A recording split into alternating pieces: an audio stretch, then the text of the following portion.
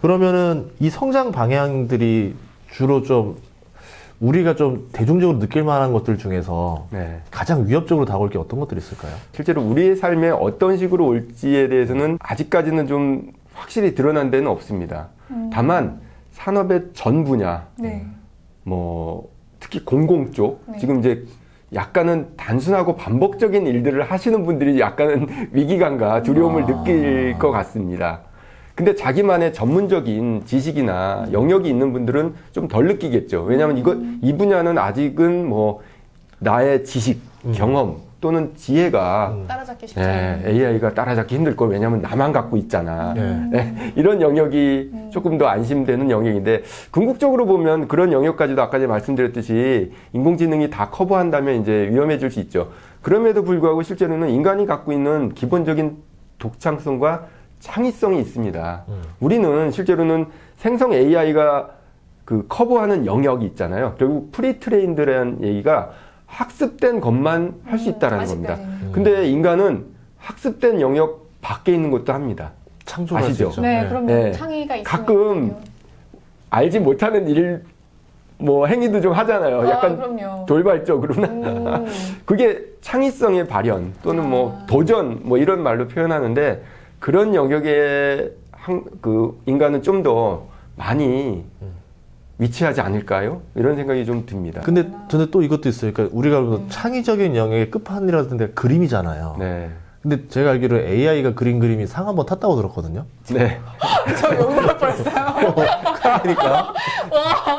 와, 이거 그림까지 건드려요. 그리고 요새는 지금 명령어 치면 막 그림 원하는 대로 계속 그려주잖아요. 네. 그것 좀 이야기해 주시죠. 그때. 네. 실제로는 챗 GPT가 나오기 전에 이제 그림 그려주는 AI가 더 많이 나와 있었습니다. 뭐 미드전이나 스테이블 디퓨전 또는 달리라는 이름으로 이제 서비스 되고 있었고요. 작년 9월에 실제로는 그 스페이스 오디세이라는 제목으로 출품한 그 그림이 1등을 먹었습니다. 네. 그걸로 이제 사람들이 굉장히 이제 화가 나 정도로 이제 그런 시절이 있었는데, 그게 작년 9월밖에 안 됩니다. 네. 그 뒤로 실제로는 어떤 이슈가 있냐면, 야, 이거가 정말 저작권이란 게 존재할까? 뭐, 저작권을 줘야 돼? 말아야 돼? 뭐 이런 얘기들도 실제로는 많이 있었고, 실제로 법적으로 지금 아직 좀 해결이 안 돼서, 뭐 어떤 분들은 이거는 저작권을 인정하면 안 된다. 특히 곡을 쓰는 분들은 특히 민감하고요. 먹고 그쵸, 사는 데 그쵸, 있어서. 그쵸. 네. 화가분들도 그렇고요. 민감하죠. 실제로는 그 저작권이란 부분은 실제로 그 기존에 그 그림을 그렸던 많은 화가들, 예를 들어 피카소나 앤디 워홀 같은, 아직도 저작권 유효 기간이 70년인데 70년 안 된 분들이 소송도 걸었잖아요. 예를 들어서 야, 내 그림으로 학습했는데 야, 나한테 허락도 안 받고 학습을 하니까 나한테 돈 내. 아니면 이거 하지 못해. 뭐 이런 식으로 이제 얘기하는 경우도 있습니다. 실제로는 AI 분야에 학습하는 알고리즘은 실제로 겐이라고 해서 그 알고리즘을 써서 보통은 이제 학습을 하는데, 그것도 실제로는 수만 장, 수십만 장, 수백만 장의 그림, 기존에 있는 화가들의 그림을 학습해서 나온 결과입니다. 결국은 챗 GPT도 똑같이 트레인드 된 특성을 그림을 그리는 것도 마찬가지고, 곡을 지금 써주는 그런 그 AI도 나와 있는데, 곡도 마찬가지고. 벌써 나왔어요? 곡은 네. 오히려 더 수학적이니까 더 쉬울 것 같은데요. 그런가요? 뭔가? 네. 충격이다.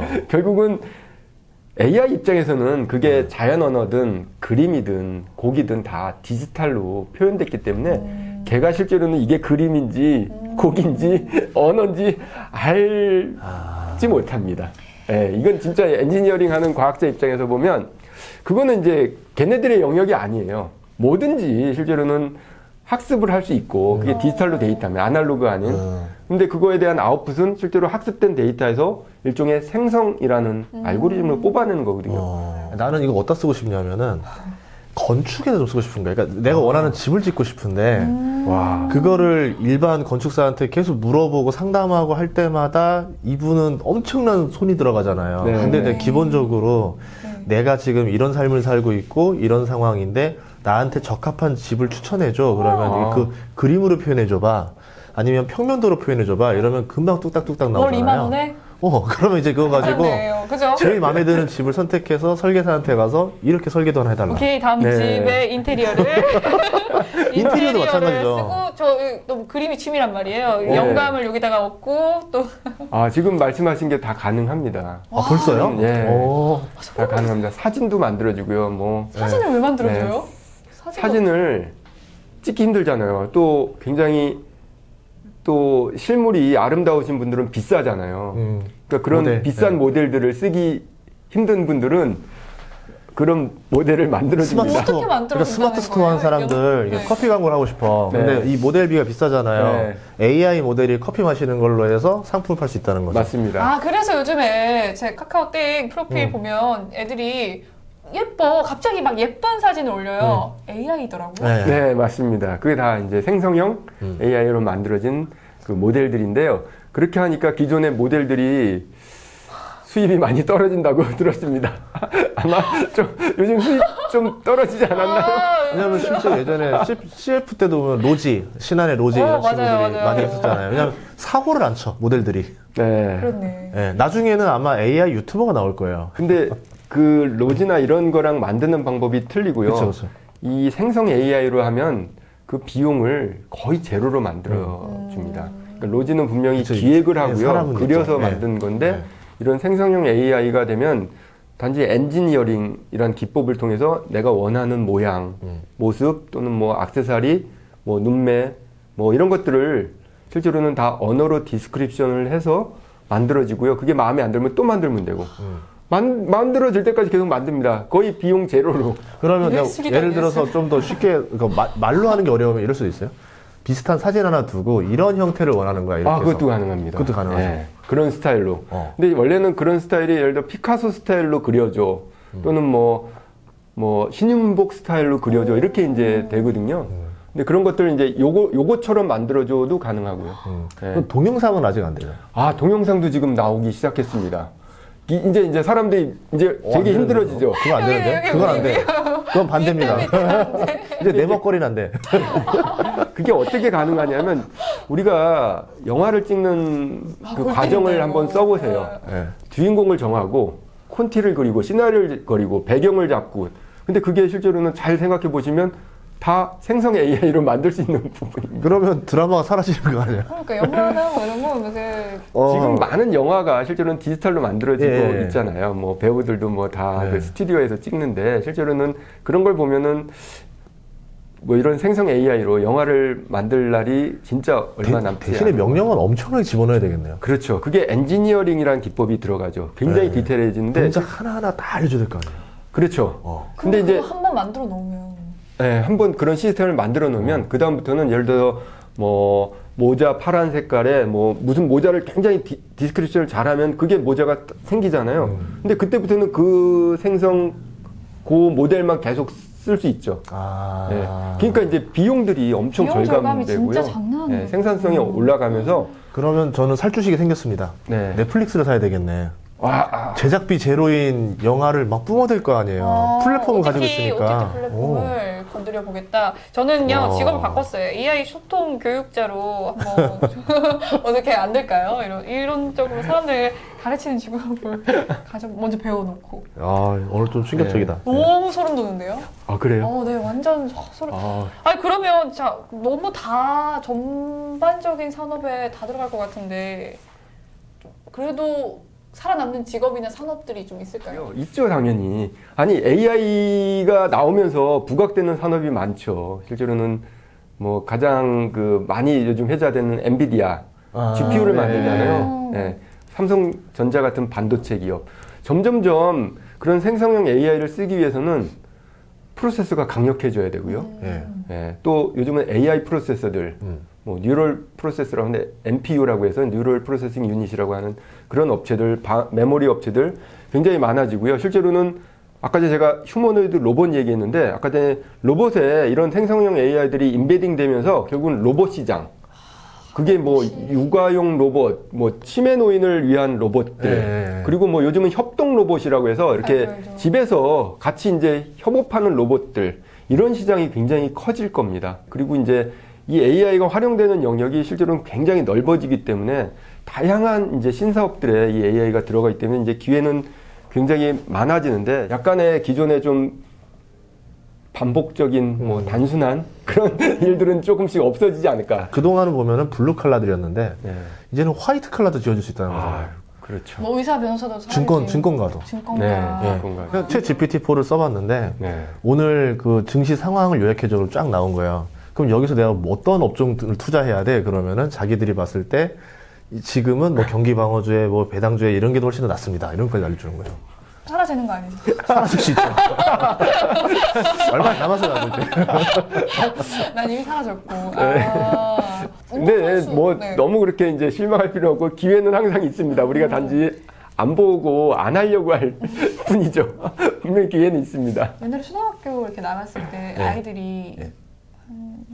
그때가 한 6, 7년 전인데 막 유튜버가 꿈이었었죠. 꿈이었어요. 네. 그때는. 맞습니다. 이제는 또 어떤 꿈을 아이들이 가지게 될지 그쵸. 이런 것도 궁금하고. 뭐 제가 거기 이제 새로 나올 직업들 중에 하나가 프롬프트 엔지니어 또는 뭐 AI 간별사 뭐 이런 이제 직종들을 제가 했는데 간별사는 뭐예요? 간별사는 실제로 이게 예를 들면은 그 브레이드 러너라는 그 영화를 보면 리플리칸트랑 인간하고 구별해주는 그 역할을 하는 게 브레이드 러너거든요.